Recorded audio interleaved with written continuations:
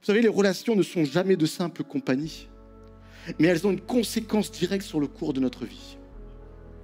La relation que tu choisis, amicale, professionnelle, sentimentale, a un impact, une influence, des conséquences sur ta vie. Elles ont une influence qui vont façonner même ton chemin. Elles ouvrent ou elles ferment des portes. Dans Proverbes chapitre 13, verset 20, il est dit que celui qui fréquente les sages devient... Mais celui qui se plaît avec les insensés s'en trouve mal. S'en trouve mal. S'en trouve malade. S'en trouve rongé par l'amertume. Et parfois, ces relations dangereuses se trouvent autour de nous, comme je l'ai dit. Mais avec le discernement spirituel, Dieu nous permet de les déceler et ne pas tomber dans le panneau.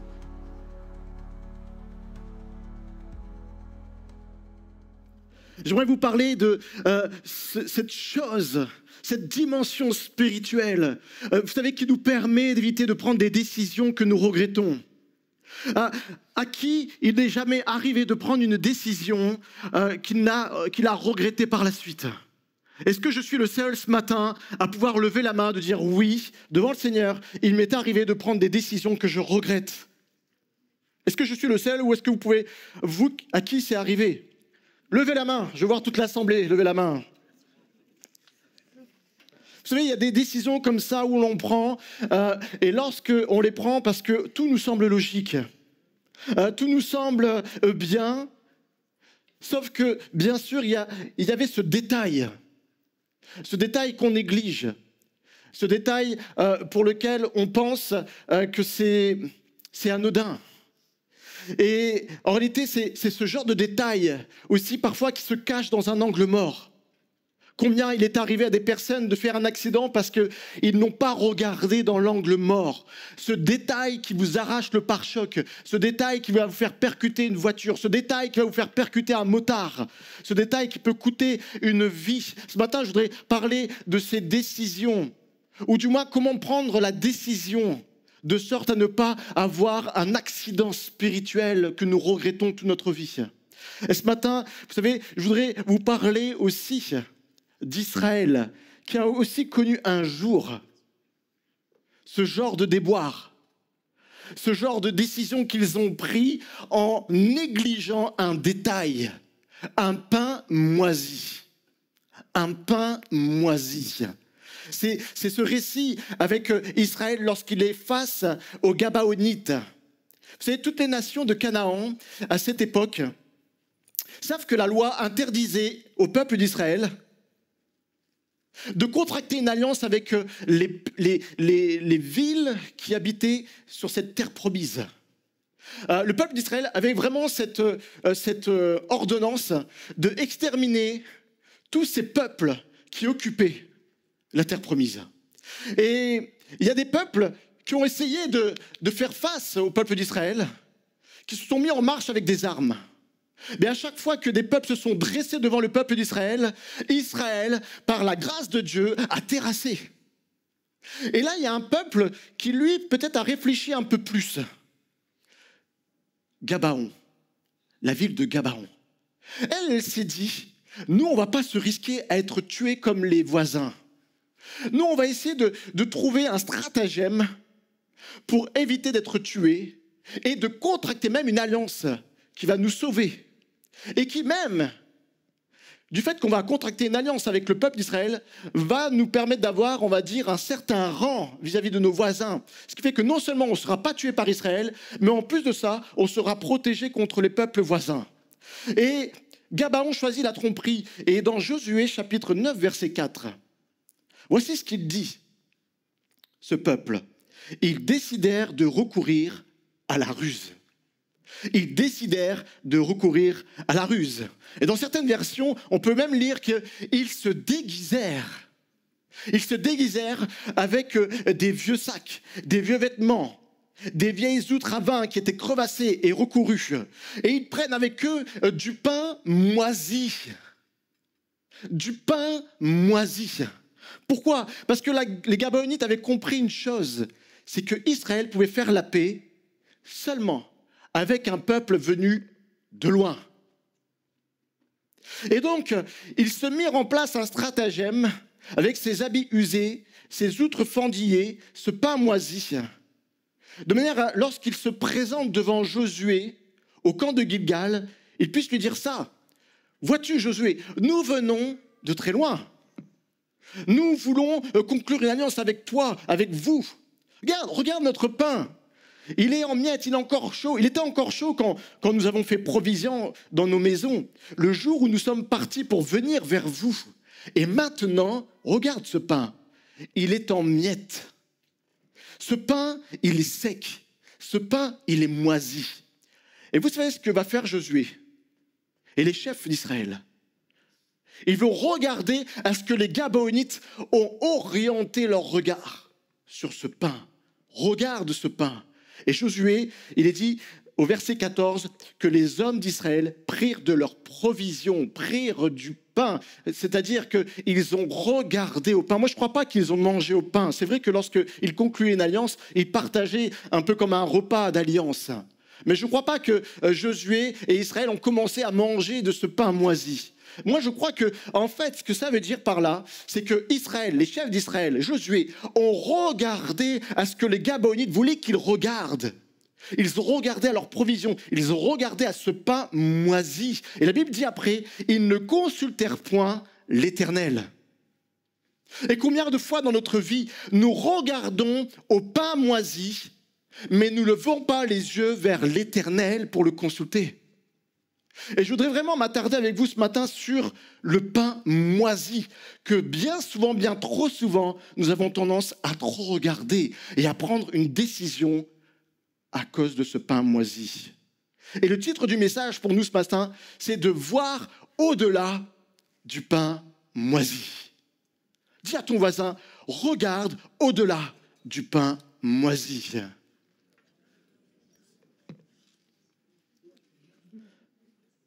Vous savez, le pain moisi, ce n'est pas simplement ce pain qu'ont connu Israël. Mais ce pain moisi, c'est aussi dans nos vies. Ce pain moisi, c'est peut-être pour toi une relation qui te paraissait belle. Ce pain moisi, c'est peut-être pour toi un travail qui te paraissait solide, avec un bon salaire, qui répond à ton agenda personnel. Je ne travaillerai plus de nuit, ou je ne travaillerai plus tôt le matin, j'aurai plus à faire des navettes, j'aurai plus à me fatiguer. Ce genre de pain moisi, c'est aussi ton choix familial. Vous savez, ce qui te paraît sage à tes yeux. Ce pain moisi, c'est peut-être aussi ce projet qui te paraît avantageux. Même une église peut être un pain moisi. Vous savez, cette église qui te paraît accueillante, cette église que tu penses qui partage tes aspirations personnelles, cette église qui semble répondre à tes attentes. Il existe des pains moisis dans nos vies, mais au final, tout ce qui nous semble bien, tout ce qui nous semblait logique, on se rend compte que c'était un pain moisi que l'on regrette amèrement. Et moi, j'ai une bonne nouvelle pour vous ce matin, mes frères et sœurs. Et j'aimerais vraiment que ce message transperce votre cœur, parce que je suis las, je suis fatigué de voir des personnes qui regardent au pain moisi et qui se laissent porter à tout vent et qui se laissent prendre des mauvaises décisions et qui reviennent quelque temps plus tard complètement éprouvés, fatigués, chargés, découragés, qui tombent dans une dépression non seulement physique, morale, mais aussi spirituelle. J'aimerais, et je crie à Dieu, Seigneur, permets-moi d'avoir des frères et sœurs qui arrêtent de regarder au pain moisi, mais qui te consultent en toute situation, de sorte que nous puissions travailler fermement dans tes voies et que nous ne passions pas notre temps à relever, à penser ces blessures, faute de regarder au pain moisi. J'ai une bonne nouvelle pour toi ce matin. C'est que nous ne sommes pas condamnés à regarder, à répéter le pain moisi. Dieu nous permet par sa grâce de nous arrêter et de voir au-delà de ce pain. Je voudrais te dire ce matin que Dieu nous a donné une grâce, un outil puissant et surnaturel pour voir au-delà du pain moisi. Cette grâce, c'est le discernement spirituel. Je ne vais pas parler ce matin du discernement des dons, plutôt du discernement des esprits. Je vais parler ce matin du discernement spirituel de manière générale. Ce dont que chaque chrétien, que chacun d'entre vous et moi devions nous efforcer à pratiquer du matin jusqu'au soir. Ce discernement spirituel, c'est dans le Nouveau Testament un mot grec qui est utilisé pour dire d'éprouver, dire examiner, qui signifie tester, vérifier. C'est en réalité un mot, si on prend le grec dans son sens classique, c'est l'idée du forgeron, vous savez, qui passe le métal au feu. Il passe le métal au feu pour le sonder, pour l'éprouver, pour savoir si au-delà des apparences, il s'agit bien d'un métal pur ou si ce métal est faux. Voyez-vous, ce discernement spirituel, c'est ce que 1 Samuel, chapitre 16, verset 7, nous dit. C'est ce que l'homme regarde, ce qui frappe les yeux, mais lui, l'Éternel, regarde au cœur. Le discernement spirituel, c'est donc la capacité surnaturelle de non plus regarder seulement à nos yeux charnels, non plus regarder avec notre intelligence humaine, mais c'est de regarder de la manière que Dieu voit les choses. Le discernement spirituel, c'est de sonder l'Éternel et lui dire, oui Père, donne-moi à voir non plus selon mes yeux sur cette situation, mais à voir selon tes yeux, de regarder selon les yeux de l'Esprit, de manière à ce que je ne m'attarde plus au pain moisi, à ce que je vois en apparence, mais que je puisse regarder au cœur, aux intentions réelles, à la situation réelle, non pas ce qu'elle me paraît là en face, mais ce qu'il y a derrière cette situation. Le discernement, c'est ce qui nous empêche de goûter au pain moisi des projets dans nos vies qui sont sans issue. Le discernement, c'est ce qui nous permet au contraire de marcher dans la volonté de Dieu. La Bible dit dans Romains chapitre 12, verset 2, « Soyez transformés par le renouvellement de l'intelligence afin que vous discerniez quelle est la volonté de Dieu. » Et la volonté de Dieu, c'est ce qui est bon, agréable et ce qui lui est parfait. Imaginez-vous en pleine nuit, vous êtes là en voiture ou en moto et vous arrivez à un carrefour. Et voyez-vous, à ce carrefour, il y a à votre gauche une belle voie bien large, éclairée. Et à votre droite, il y a plutôt là une voie étroite qui n'est pas éclairée. Et voyez-vous, lorsque vous êtes dans le discernement spirituel, c'est ce qui va vous amener parfois à ne pas prendre cette route qui vous paraît de manière logique à être bonne, à vous amener dans une bonne direction et en toute sécurité. Non, le discernement spirituel, c'est cette voie qui peut des fois vous faire prendre cette voie qui au contraire semble étroite et pas éclairée. Et cette voie, lorsque vous l'écoutez, vous savez demain, le lendemain, que sur la même voie que vous aviez vous auriez prise, un accident s'est passé. Vous entendez le lendemain que sur cette route, à la même heure où vous étiez au carrefour, il y avait quelqu'un qui était pris, qui était en état de sobriété et qui a percuté une voiture. Vous savez, c'est le même raisonnement lorsque vous avez Waze sur votre application, en application. Vous savez, cette application qu'on utilise, nous les Parisiens, les Franciliens, qui prenons la route tous les jours en voiture.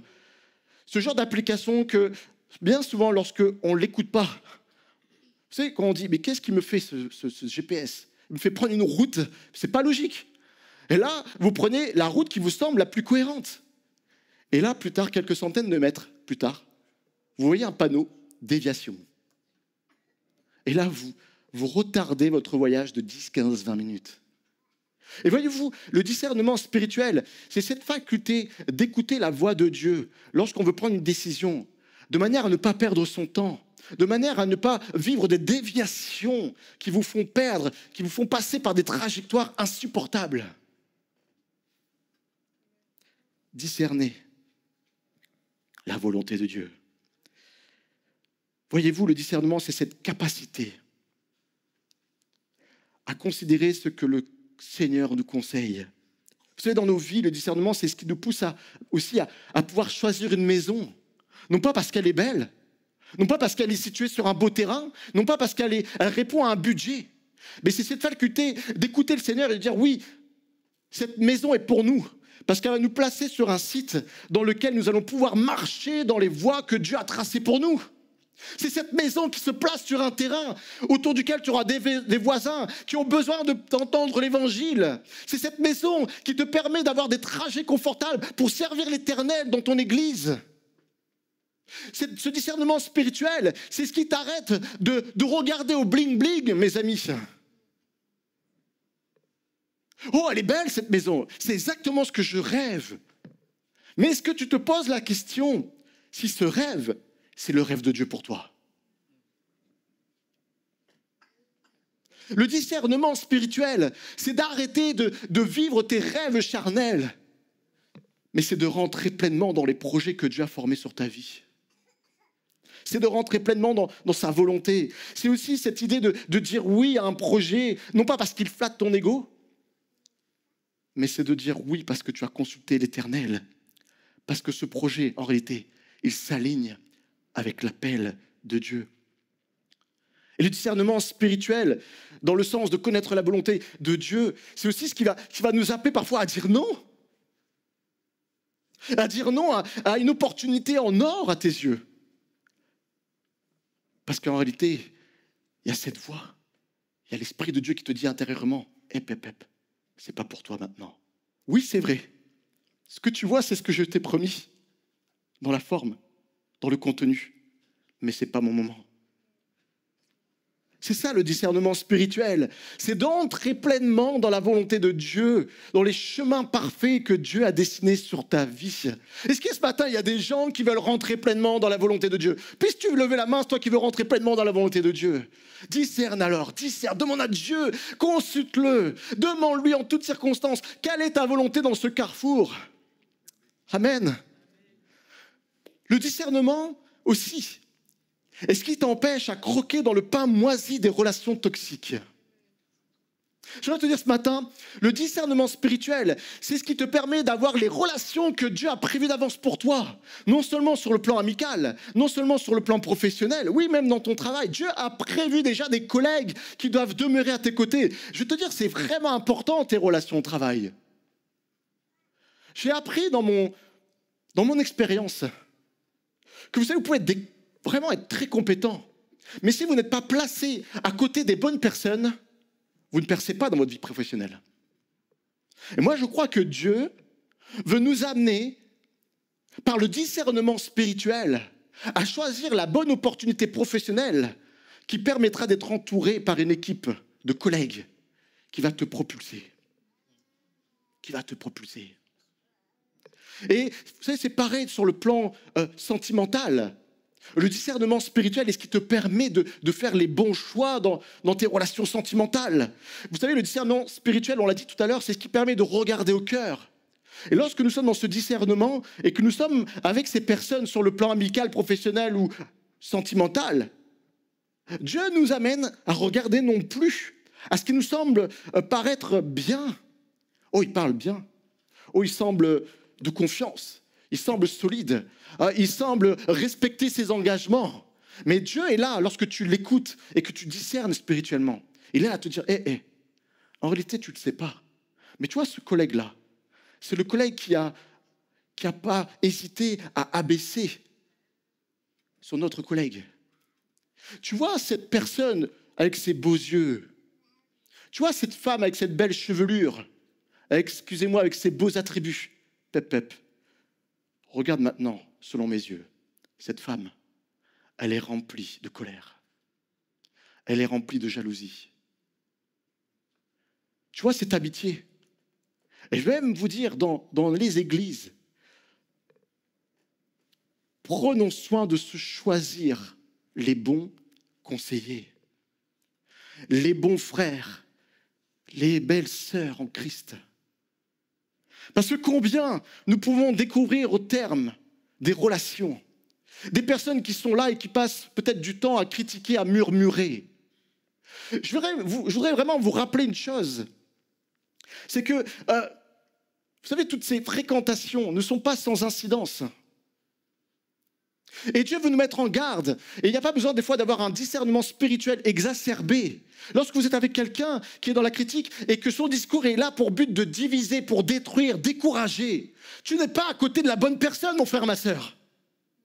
Combien de temps tu vas rester avec cette personne qui t'amène loin, qui t'écarte de la volonté de Dieu? La parole de Dieu dit que celui qui divise fait l'œuvre de Satan. Celui qui décourage fait l'œuvre de Satan. Celui qui murmure fait l'œuvre de Satan. Et c'est toi, mon frère, ma soeur, tu te reconnais dans ce que je te dis. Prends garde à ces choses, parce qu'un jour ou l'autre, si tu ne réponds pas à l'obéissance et à la repentance, Dieu va te reprendre d'une manière qui risque d'être très compliquée. Alors saisis la grâce ce matin. Et toi qui es à côté de ces personnes, prends position par le discernement spirituel. Et si Dieu te le demande, reprends ton frère, reprends ta sœur, dis, hé, cesse ces discours, parce qu'elle n'honore pas le royaume de Dieu. Et si ta sœur ou ton frère ne t'écoute pas, alors prends tes distances. C'est quoi? Tu prends tes souliers, tu les secoues, tu enlèves la poussière et prends ton chemin ailleurs. Vous savez, Josué, on revient à notre récit au verset 15, Josué fit la paix avec eux. Malheureusement, parce qu'il a regardé au pain moisi. Il a regardé au pain moisi de la relation toxique. Et il a conclu une alliance avec les Gabaonites. Et vous savez, vous imaginez là, Josué, regardez à ce pain moisi. Il l'a saisi. Il a contracté l'alliance. Et faute d'avoir discerné spirituellement la situation, il s'est retrouvé derrière avec un mensonge qui s'est révélé. Parce que je vais vous dire une chose, mes frères et sœurs, tôt ou tard, Dieu révèle les choses.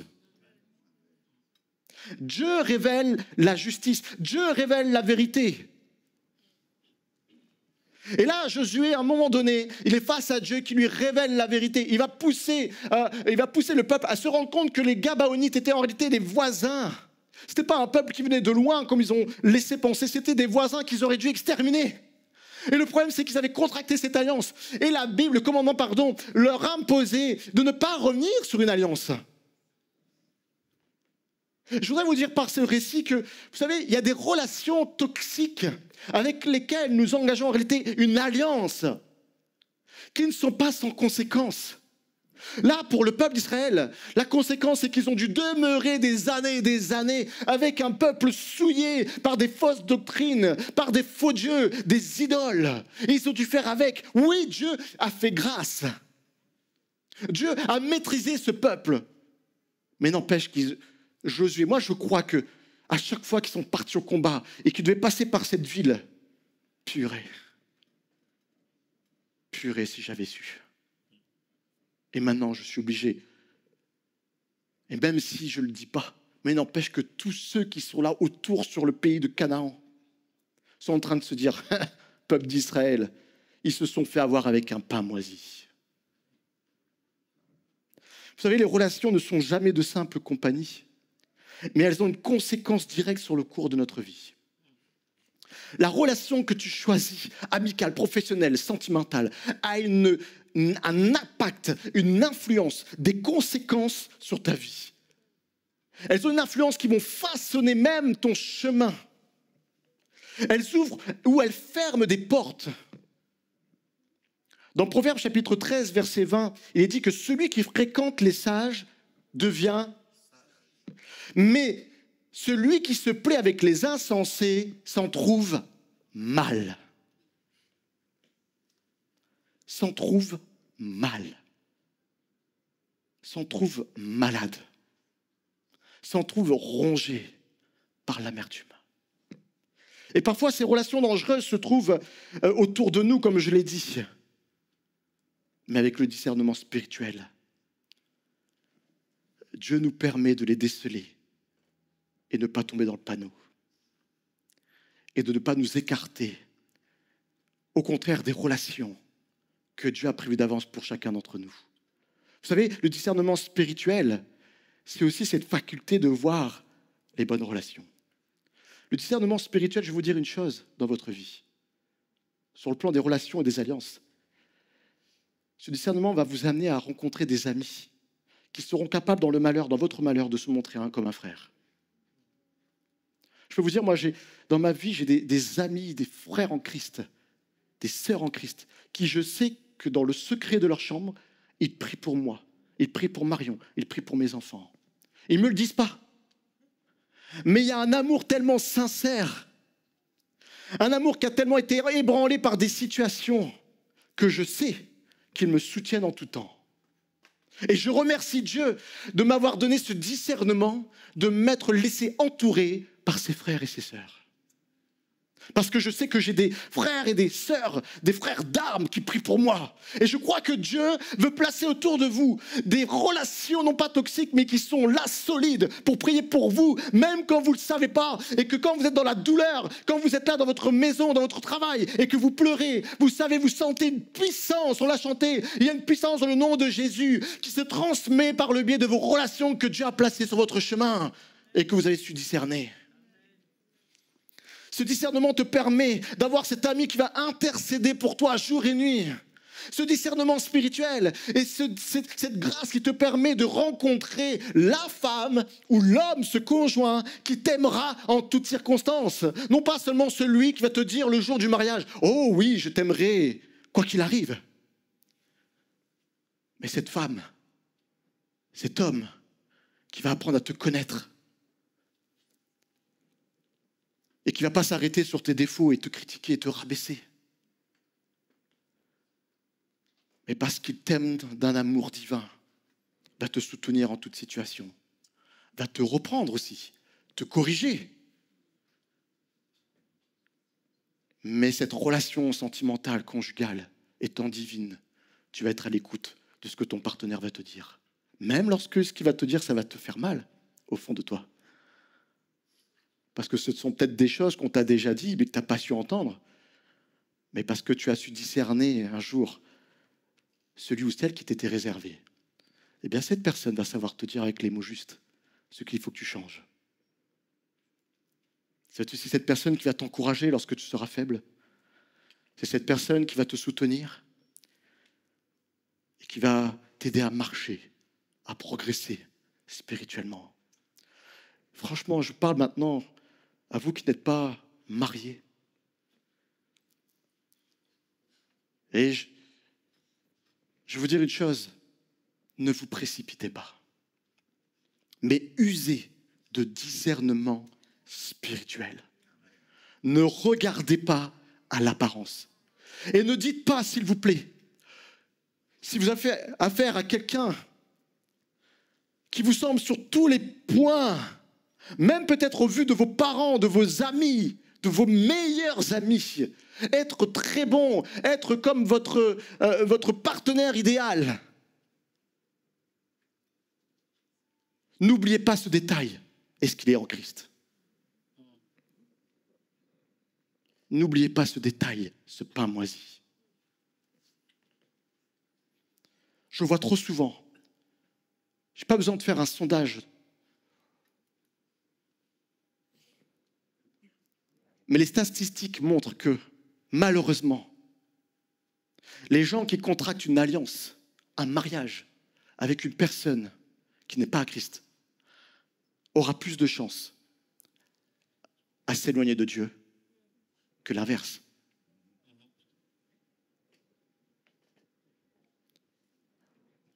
Alors regarde pain moisi, mais pas seulement, va au-delà et demande à Dieu son discernement, afin que je puisse avoir, moi, la joie aussi, de voir des frères et des sœurs se marier et qui disent, pasteur, moi et ma maison, nous voulons servir l'Éternel. Vous savez, ce dernier point que je veux voir avec vous, c'est que le discernement, c'est ce qui t'empêche de croquer dans le pain moisi des fausses doctrines. Le pain moisi des fausses doctrines. Vous savez ce que c'est, ce pain moisi? Vous savez, c'est d'ailleurs ce que Paul disait à Timothée.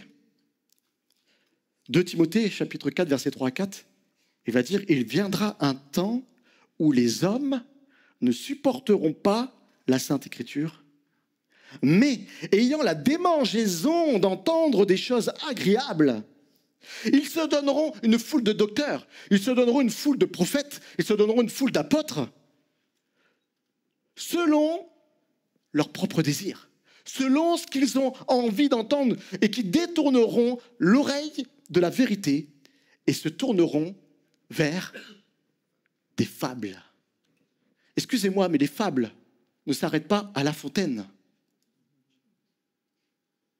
Mais les fables, aujourd'hui, s'épanouissent d'une manière exponentielle sur les réseaux.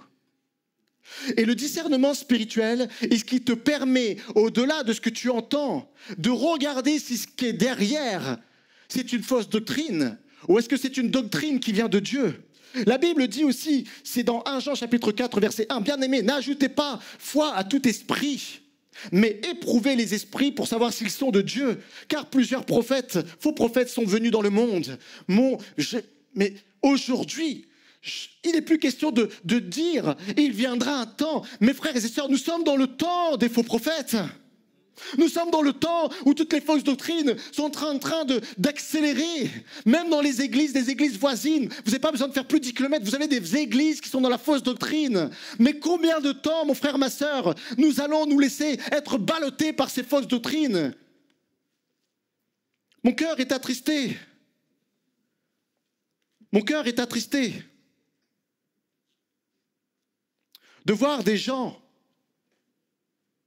qui sur les réseaux mettent des likes à des paroles qui sont données et qui malheureusement le font faute de maturité spirituelle et de connaissance de la parole de Dieu. Et mon cœur est attristé de voir que malheureusement, bien souvent, les vidéos qui font le plus de buzz sur Instagram, sur YouTube, ne sont pas celles qui vraiment prononcent avec authenticité la parole de Dieu, mais sont celles qui distillent une fausse doctrine.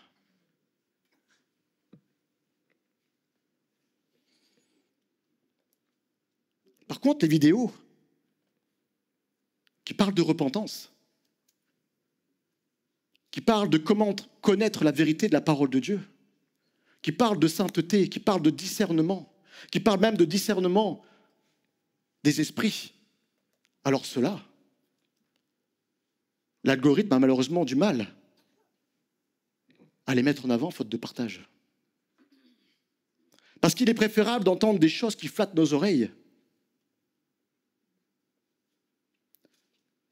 que celles qui nous aident à rester dans la vérité. Alors, comment discerner ces choses? Je vais aborder juste deux, trois petites choses, et je ne vais pas aller très loin. La première chose, c'est de tester à la lumière de l'Écriture ce que vous entendez. Soyez ces frères et sœurs qui, comme dans la Bible, vous voyez ces Béréens, ces gens qui étaient là, ils examinaient, ils éprouvaient, ils testaient, ils passaient au feu la parole qui lui était donnée. Ils n'avalaient pas les choses qui semblaient belles. Ils n'avalaient pas les choses qui venaient d'une personne qui avait un art oratoire extraordinaire. Mais ils écoutaient ce qu'il y avait véritablement derrière ce discours oratoire. Testez à la lumière de l'Écriture. Examinez toutes choses, retenez ce qui est bon. Il y a aussi l'idée de regarder le fruit, regarde au fruit. Combien nous voyons des fois des choses, peut-être même des églises, qui partent comme ça dans des croissances et qui, quelque temps plus tard, nous apprenons des choses, mais qui sont lamentables de ce qui a pu se passer dans ces églises. Ou qui a pu se passer dans la vie de cet homme ou de cette femme qui a prononcé des paroles soi-disant inspirées de l'esprit. Mes frères et sœurs, regardez aux fruits. Prenez le temps d'examiner ce qui découle derrière. Ne vous précipitez pas, ne nous précipitons pas dans ce qui nous semble extraordinaire, surnaturel, sensationnel. Je comprends, mes frères et sœurs, qu'il y a vraiment une vive intention de vivre des choses fortes dans votre foi. Et la Bible nous le promet. Nous devons vivre des miracles. Nous devons vivre des dons de puissance, des dons de révélation. Mais je vais vous dire une chose, c'est pas en courant là où il vous semble que ça se passe, que ça va se passer dans votre vie. C'est en passant du temps dans le secret de votre chambre. C'est en développant votre relation intime avec Dieu. C'est pas en allant à tous les carrefours, à tous les ateliers que vous entendez à droite à gauche. Ça, oui, ok, il y a des choses intéressantes à prendre. Mais je vais te dire une chose, ce qui va activer véritablement ta vie surnaturelle extraordinaire avec Christ, c'est le temps que tu vas passer dans la parole de Dieu. C'est le temps que tu vas passer dans la prière. C'est le temps que tu vas passer à discerner ce qui vient de lui. La maturité spirituelle ne se gagne pas en regardant les autres. Ne se gagne pas en écoutant ce qui se passe autour de toi. La maturité spirituelle qui t'amène au discernement spirituel, c'est le temps que tu as passé personnellement avec Dieu. Arrête de perdre ton temps. Arrête de perdre ton temps avec le pain moisi. Écoute le Saint-Esprit. Parce que l'Esprit de vérité vous conduira dans toute la vérité. Le discernement, c'est ce qui nous garde du pain moisi des fausses doctrines et qui, au contraire, nous attache fermement au pain de vie de Jésus-Christ. Je voudrais conclure ce matin. Alors, je vous pose la question. Qui ici veut marcher dans la volonté de Dieu? Si tu veux marcher, lève la main, dis Amen. Qui veut marcher dans la volonté de Dieu? Qui veut construire des relations qui élèvent? Qui veut rester enraciné dans la vérité ce matin? Dis oui, Dieu dit, je m'engage ce matin à discerner ta voix en toutes circonstances. Moi, oui, je te dis, Seigneur, pardon. Pardon pour toutes les fois où je regardais au pain moisi. Pardon pour toutes les fois où je n'ai pas été au-delà et je ne t'ai pas consulté. Seigneur, aide-moi ce matin à discerner ta volonté. Aide-moi à discerner les relations que tu veux pour moi. Aide-moi à discerner les fausses doctrines. Que je ne sois pas ballotté à tout vent. Alléluia. Si c'est ton désir, sache que Dieu a déjà préparé le chemin pour toi. Josué, chapitre 9, verset 14, on revient à notre récit. Les hommes d'Israël prirent de leur provision, prirent de leur pain, regardèrent à ces choses et ils ne consultèrent point l'Éternel. Israël est tombé dans le piège parce qu'il n'a pas consulté l'Éternel. Et c'est une grâce offerte à chaque enfant de Dieu que de choisir de marcher en communion avec lui. En communion avec lui. Et c'est exactement ce que nous verrons la prochaine fois. Aujourd'hui, nous avons vu qu'est-ce que le discernement et quels sont ses bénéfices indispensables pour marcher dans la vie que Dieu a tracée pour nous et de vivre ses projets extraordinaires. Et la prochaine fois, Dieu voulant, nous parlerons de comment développer le discernement spirituel. Amen. Est-ce qu'on peut se lever un instant? Alléluia. Amen.